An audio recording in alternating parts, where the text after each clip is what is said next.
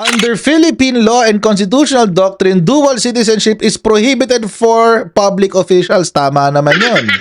Legal experts warned that Teodoro's foreign citizenship may not only be a technical violation, but a serious breach of national security with possible consequences ranging from disqualification to constitutional litigation. Wow! The alleged existing Maltese passport of Secretary Gilberto C. Teodoro Jr. was surrendered and renounced. Mahirap ba intindihin yan? Nakikita ko na ang mga susunod na headline. Gibo Teodoro, tuta ng kano. Yan na yan. Kasi dahil dito langya kayo. Mala Global Times ang drama nyo dyan sa Manila Times. Global Times, China, Manila Times, Duterte. Nagulat ako mga kababayan dun sa article. Parang yung article na Manila Times mga kababayan, very siya, demolition job guys. Ang dating. Hindi ko alam kung editorial to pero kung balita, nakakatawa kasi mukhang hindi sila kumuha ng opinion. Di na kinuha yung side ni Sec Gibo Teodoro. Diba sabi nga ng mga journalist, meron daw silang ethical standards. Sila lang daw may ethical standards guys. Kasama doon mga babayan, lalo na kung balita, yung pagkuha ng panig nung kanilang binabalita. Eksklusibo! Exclusive! Defense chief has Maltese passport. Yan. Sabi ni Franco Jose C. Baronia. Defense Secretary Gilberto Teodoro, the man who oversees the country's defense, military strategy, and national security, holds a passport from Malta, making him a dual citizen of the Philippines and that European country. Number one, illegal ba yun? Hindi yung illegal maging dual citizen Ang illegal, or ang pinagbabawal ay kung dual citizen ka pa rin at ikaw ay na-elect sa isang posisyon or na-appoint sa isang posisyon. Yun ang ipinagbabawal ng batas. Dahil na-issuehan daw siya ng passport for na valid for 10 years, dual citizen siya. Ang nakakatawa dito, mga kababayan, meron agad siyang ganito. May intriga agad. Under Philippine law and constitutional doctrine, dual citizenship is prohibited for public officials. Tama naman yun.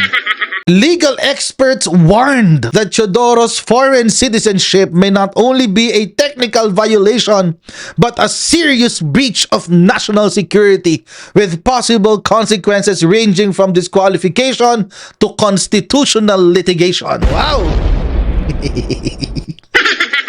Alam nyo mga kababayan, simula nung natalo sa pagkapangulo itong si Secretary Gibo noong 2010, hindi na ho siya pumasok sa politika. Simula 2010 hanggang 2021. Kasi 2022 tumakbo na siyang secretary ng senador Tapos mga kababayan, para ma-justify niya itong dalawang paragraph na to, nagsulat siya ng mga kung paano daw nakuha. Tingnan nyo, hindi man lang niya tinanong si Secretary Gibo Teodoro. Ang sinabi lang niya, Teodoro may have acquired. Posibleng nakuha ni Gibo Teodoro ang kanyang Maltese citizenship, quote-unquote, through the Malta's controversial citizenship by investment program. Okay, illegal ho ba yun? Hindi ho yan illegal. At hindi lang Malta ang naggagawa niyan. Mga kababayan, pag-aralan nyo po yung citizenship by investment. Actually, meron pang ang golden visa rin sa Thailand Ang Amerika, pinag-uusapan nila na magkaroon ng golden visa pero napakamahal naman. Pero may golden visa din sa Amerika. Spain has a golden visa kapag bumili ka ng property dun. Di ba si Bea Alonso? Kasi nga, yun yung mga iba't ibang pamamaraan ng mga bansa para maka-attract ng mga investors. Wala akong masama dun. Hindi ho yun illegal. Pero sa article na ito ni Manila Times, pinagtutunog nila na illegal. Bakit? The European Union declared Malta's golden visa scheme illegal under EU law.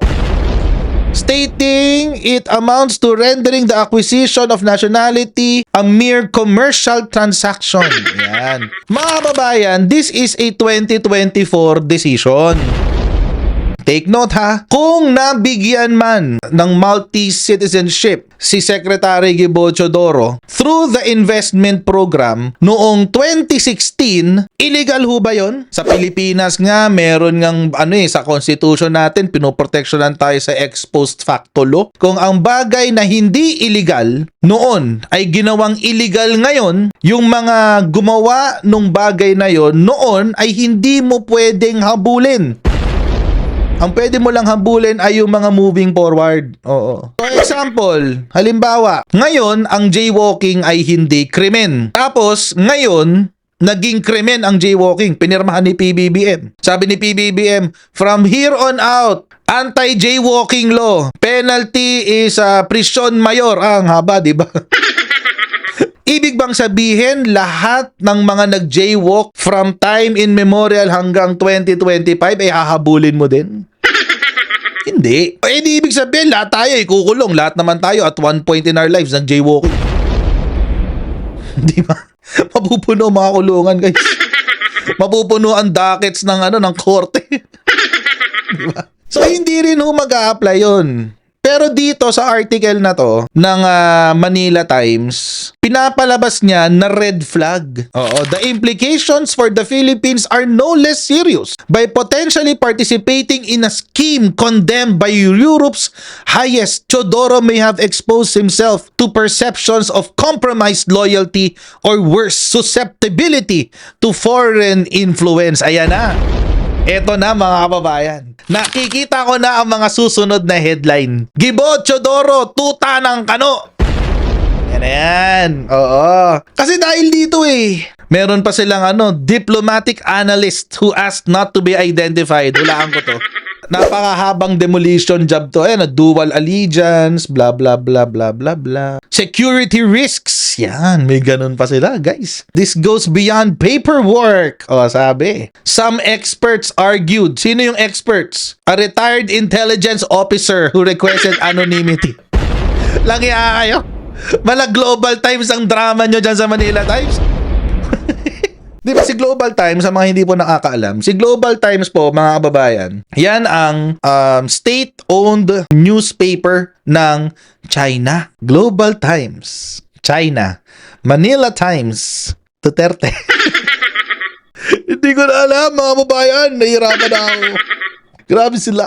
I'm sure nabasa nyo na rin yung sagot ni Secretary Gibo. Puntahan na lang natin yung yung kanyang post ng Department of National Defense. Statement, July 14, 2025. The alleged existing Maltese passport of Secretary Gilberto C. Teodoro Jr. was surrendered and renounced.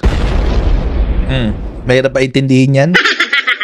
Prior to the filing of his COC in 2021 for the 2022 elections. Di ba ang dali magsalita kapag gumagawa ka ng tama? Hindi maintindihan, guys, mga yata itong mga DDS mga masokista. Bakit ba ganyan? Ang gusto ng DDS ay masaktan. Umulan, umaraw ay hindi nawawala ang inyong kabubuhan.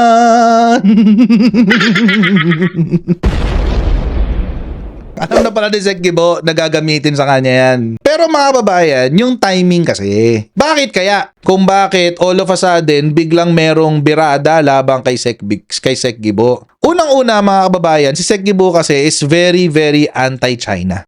Kung tatakbo si Secretary Gibo pagka-presidente sa 2028, ilalampaso niya si Sara dun sa issue na yon ng Philippine-China-US relations.